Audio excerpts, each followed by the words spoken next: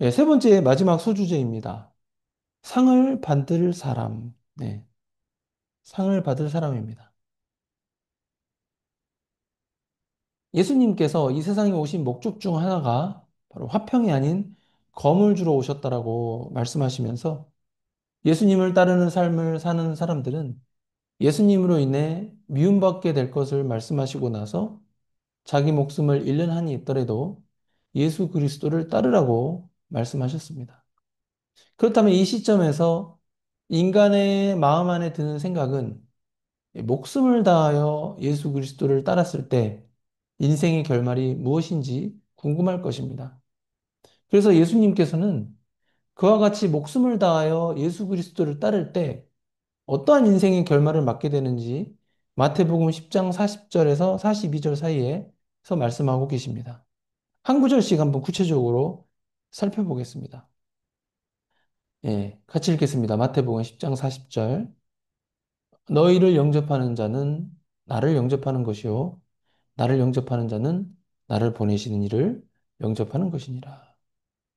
우리가 예수 그리스도를 인생의 주인으로 영접하면은 곧 예수 그리스도를 영접하는 것입니다. 그리고 성자 하나님이신 예수 그리스도를 영접하는 자는 예수님을 보내신 성부 하나님을 영접하는 것입니다. 참으로 경이로운 진리의 말씀입니다. 하나님과 인간은 하나님과 인간은 아담의 원죄로 인하여 관계가 단절되었습니다. 그래서 그 어떠한 인간도 하나님께 나아갈 수 없고 하나님을 영접할 수도 없습니다. 그러나 성자 하나님이신 예수 그리스도를 영접하면은 예수 그리스도를 통해서 성부 하나님께 나아갈 수 있고 예수 그리스도를 영접한 것 자체가 성부 하나님을 영접한 것으로 여김받는 것입니다. 이것을 신학적 용어로는 이신칭의 또는 이신득의가 되는 것입니다. 즉 예수 그리스도를 믿음으로 말미암아 의롭다 여김을 받는다는 것입니다. 그 말씀을 마태복음 10장 40절에서 예수님이 직접 언급하신 것입니다. 마태복음 10장 41절 다시 한번 읽어보겠습니다. 선지자의 이름으로 선지자를 영접하는 자는 선지자의 상을 받을 것이요 의인의 이름으로 의인을 영접하는 자는 의인의 상을 받을 것이요. 아멘. 예수님을 영접하는 것이 성부 하나님을 영접하는 것이라고 말씀하시고 나서 갑자기 선지자의 상과 의인의 상을 말씀하십니다. 이 선지자의 상과 의인의 상이 있다는 것을 알겠는데 그렇다면 이 구절을 읽으면서 드는 질문은 도대체 누가 선지자이고 누가 의인인가 하는 것입니다. 우선 선지자의 상과 관련하여서는 문자적으로는 구약과 신약 시대의 선지자들이 떠오릅니다. 그러나 선지자의 이름으로 선지자를 영접하는 자라고 했을 때 문자적으로 분명 두 명의 선지자가 필요해 보입니다. 그죠? 선지자의 이름으로 선지자를 영접하는 자니까. 두 명이 필요하죠, 최소한. 예를 들어, 선지자 모세의 이름으로 선지자인 어떤 사람을 영접하는 그리스도인은 선지자의 상을 받는다고 해석할 수 있겠습니다. 그러나 이 해석이 논리적으로, 상식적으로 맞는지 점검은 필요합니다. 모세의 이름으로 선지자를 영접한다는 것이 과연 적합한 표현인가요? 그러니까 문자적으로는 그렇게 해석해도 이렇게 무방해 보입니다. 그러나 이 구절을 단순히 이 문자적으로, 기계적으로 해석한다는 것은 한계가 있습니다.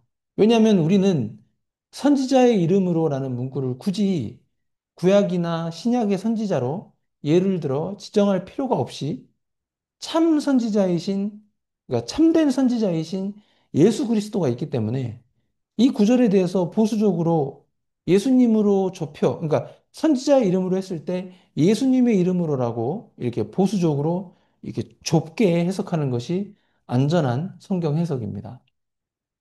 누가복음 24장 19절 한번 같이 읽겠습니다. 이르시되 무슨 일이냐? 이르되 나사렛 예수의 일이니 이는 하나님과 모든 백성 앞에서 말과 일에 능하신 선지자이거늘. 네. 그러니까 방금 읽은 이 누가복음 24장 19절 보시면 분명히 예수님을 어떻게 얘기하고 있냐면 말과 일에 능하신 선지자이시라고 정의하고 있습니다. 그러니까 예수님은 대제사장이면서 또 만왕의 왕이시면서 구약과 신약을 통틀어 모든 선지자들을 대표하시는 참 선지자라는 것을 감안하면 결국 이 구절의 선지자의 이름이란 그 의미는 예수 그리스도의 이름이라고 해석하는 것이 안전하고 보수적인 해석인 것입니다. 그렇다면 선지자를 영접하는 자라는 표현에서 선지자는 누구를 말할까요? 이는 우리가 살아가는 현실의 삶에서 만나게 되는 선지자를 의미합니다. 이미 죽은 모세가 아무리 출중한 선지자라고 해도 우리가 그를 눈앞에서 이게 살아서 지금 영접하는 것이 불가능하지 않습니까? 그는 죽어 있으니까요, 지금 현재. 그렇다면 과연 이 현실 세계에, 우리가 살고 있는 이 현실 세계에서의 선지자는 누구일까요? 구약에서는 하나님의 말씀을 받아 백성에게 전하는 자로서 하나님의 뜻과 진리를 선포하며 백성을 회개와 순종으로 이끄는 역할을 맡은 자들을 이제 선지자라고 했습니다. 대표적으로 모세, 여호수아, 이사야, 사무엘 등이 있습니다. 한편 신약에서는 이 선지자에 대한 개념이 구체적으로 언급되지는 않습니다만 하나님의 말씀인 성경의 핵심 진리를 바르게 선포하는 설교자 또는 복음을 삶과 말로 증거하는 그리스도인을 신약 시대의 선지자로 해석할 수 있겠습니다. 왜냐하면 예수 그리스도를 믿으면 제사장, 왕, 선지자의 사명을 감당하는 그리스도의 이 몸된 교회인 성도가 되기 때문입니다. 그렇다면 결국 선지자의 이름으로 선지자를 영접한다는 것은 예수 그리스도의 이름으로 설교자 또는 복음을 삶과 말로 증거하는 어떤 다른 그리스도인을 영접하는 것이라고 이해할 수 있습니다.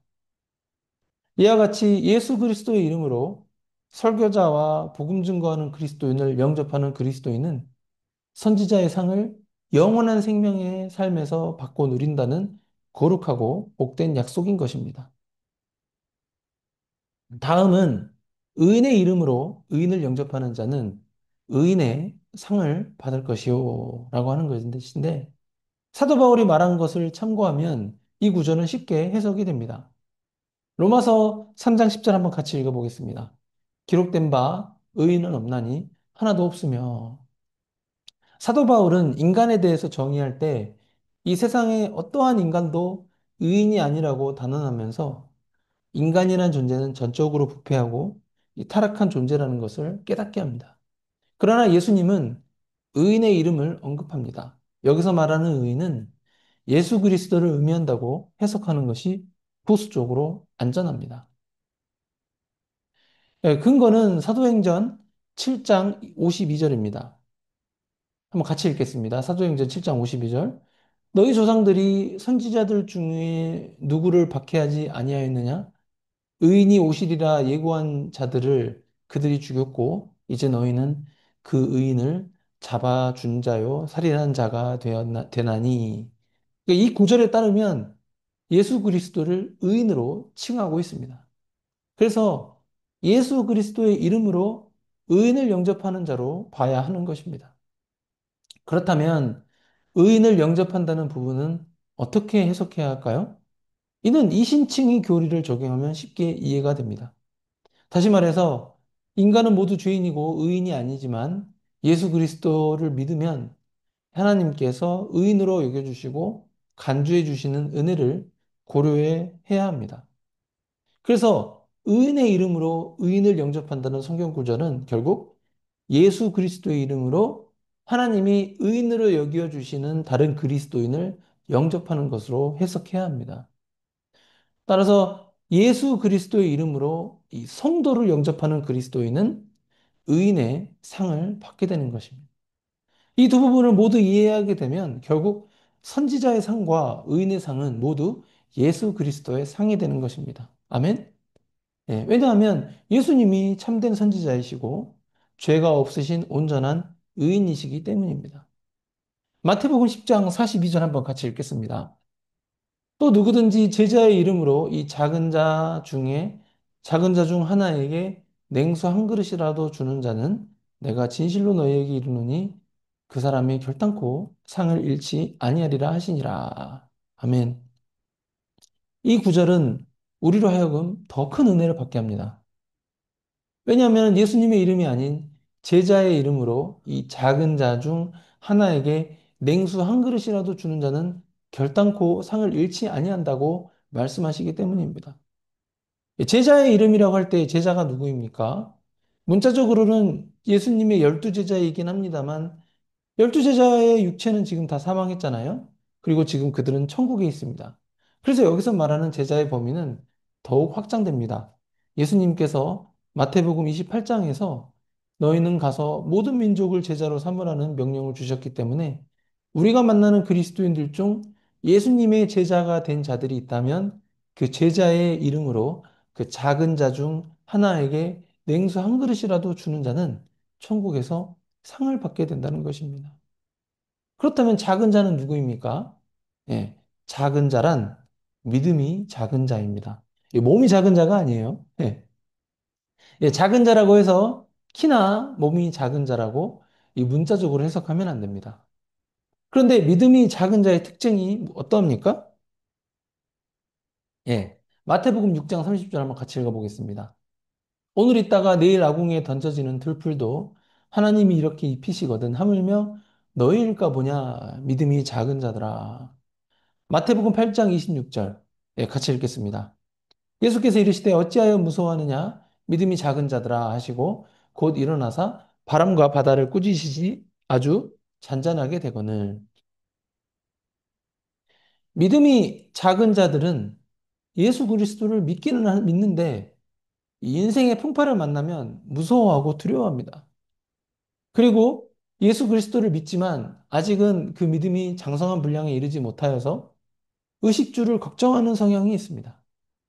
그러나 이들 또한 예수 그리스도를 믿는 성도입니다. 그래서 우리가 제자의 이름으로 믿음이 작은 자 중 하나에게 냉수 한 그릇과 같은 아주 작은 도움을 주었을 때 그 도움이 아주 사소한 것일지라도 그것이 하늘에서 우리의 상급이 된다는 것입니다. 이 상은 선지자의 상이니 의인의 상이 아닌 그냥 상일지라도 작은 헌신과 섬김조차 주님은 기억하시고 상을 주신다는 것을 깨닫게 합니다. 이를 되게 거창하게 볼 필요는 없습니다. 교회와 가정 안에서 나보다 믿음이 작은 자가 있다면 그들을 섬기는 것이 하늘의 상급으로 쌓인다는 것을 의미합니다. 제자의 이름으로 도움을 주는 대상이 예수 그리스도를 믿지 않는 불신자까지 모두 확대되는 것은 아닙니다. 물리적으로 우리는 무작정 우리 주위에 있는 모든 사람들에게 도움을 줄 수도 없습니다. 우리는 하나님이 아니기 때문에, 예, 하나님이 아니기 때문이기도 하고, 우리는 모두 인간적인 체력과 시간의 물리적인 한계가 있기 때문입니다. 이제 막 예수 그리스도를 믿기로 결심한 사람들이나 오래 믿을지라도 아직까지 믿음이 작은 그리스도인이 있다면 사소한 것일지라도 그들을 돕는데 우리의 에너지와 마음을 써야 할 것입니다. 그러면 여러분, 하늘의 상급이 계속 쌓일 겁니다. 네, 아멘. 예, 맺은 말입니다. 마태복음 10장 24절에서 42절은 제자가 어떠한 삶을 살아야 하는지를 분명히 보여줍니다. 예수 그리스도의 제자로서 고난을 감수하는 길. 두 번째는 하나님만을 두려워하는 길. 예, 세 번째는 자기 십자가를 지고 끝까지 따르는 길인 것이죠. 종교개혁자들은 이것을 십자가 신학이라고 불렀습니다. 영광의 길은 십자가를 통해서만 주어집니다. 오늘 우리도 제자로 부름받은 자로서 스승 대신 그리스도의 길을 따르고 하나님을 두려워하며 십자가를 지는 삶으로 살아가야 하겠습니다. 아멘.